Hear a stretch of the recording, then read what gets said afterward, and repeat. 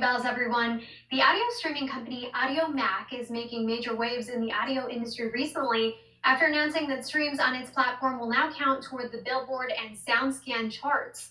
This follows AUDIOMACK making some big deals with Universal, Warner Music, and Sony. And joining us now to discuss is AUDIOMACK CEO and founder Dave MACLI. Dave, thanks so much for joining us today. So what are some of the advantages for artists on your platform now that streams are being counted toward Billboard and SOUNDSCAN charts?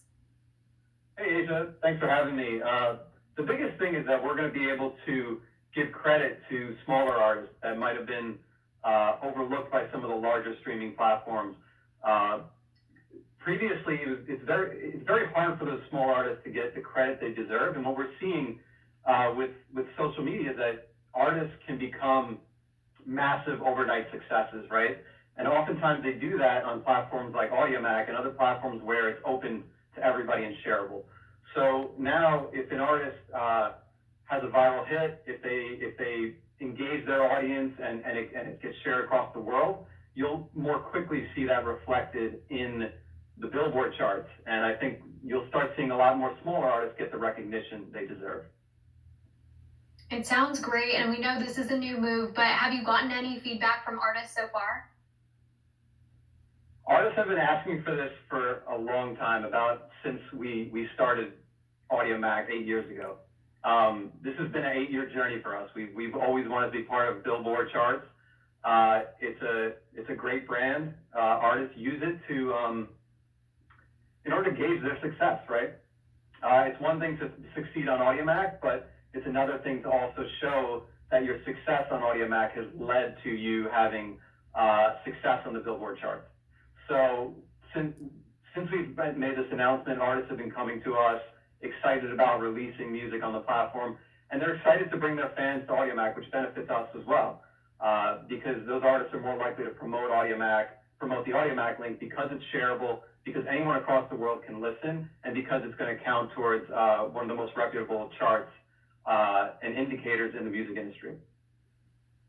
We mentioned deals with some pretty big names, Universal, Warner Music, Sony. How did this deal come about? We've been talking with those companies since our inception. The music labels, they do great work for artists. And if an artist decides that they want to work with a music label, oftentimes that music label is going to invest in that artist. They're going to bring their team to that artist. And I think that's a very valuable part of the music ecosystem. While AUDIOMACK does focus on independent and younger up-and-coming artists, we understand that those artists are eventually going to graduate, and they might want some of the services that a major label could provide. So it's important that if an artist makes that decision and they decide to work with a major label, that we have a deal with that label so that music continues to be on the platform after the artist has achieved that level of success and signed with one of the majors. In addition to the majors, we also have agreements with smaller indie labels as well. So it's not just about the majors, it's not just about small labels, and it's not just about independent artists or even hobbyists putting their first recording together. We want to be able to service all types of artists at different stages in their journey. I'm glad that you mentioned that, because AUDIOMACK has gotten this reputation, and a good one, for promoting mixtapes and more underground releases. I think a lot more grassroots movements for the independent artist. But now you're moving to become a force within the industry. Can you talk a little bit about that transition? Yeah, that's a great question. I mean, people have asked me, does that mean that AUDIOMACK's going to change? Does that mean that you're only going to promote the top 20 artists in the world? And I can say absolutely not. We founded, myself and my co-founders founded AUDIOMACK because we love that feeling you get when you discover something new. And it could be a new song, it could be a new artist, it could even be a new genre that you never thought you'd like, but you heard it and it really spoke to you. So AUDIOMACK is always going to focus on that. Just because we have larger artists doesn't mean we're not going to focus on discovery. I'm always reminded of that goosebump feeling you get when you hear something new. And our goal is to give that feeling to as many people across the world as possible every single day. Really quickly here, only about 30 seconds left with you, Dave. So AUDIOMACK obviously doing so much in the industry. What sets you apart from competitors? I know you mentioned the links are shareable, you have an international presence. What keeps you competitive? What keeps us competitive, I think, is two things.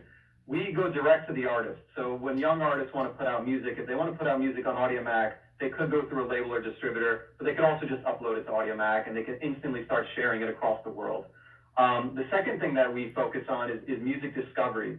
So we've made a lot of progress in the last year in taking our music charts, which rank all the music across AUDIOMACK in pretty much real time, and now we're starting to separate that out so that you can rank in different countries, right? So you could see that you're number 1 in Nigeria or you're number 5 in Argentina, right? So that's important because then those local artists are going to be able to build a local following, but also be able to distribute their music globally to everybody.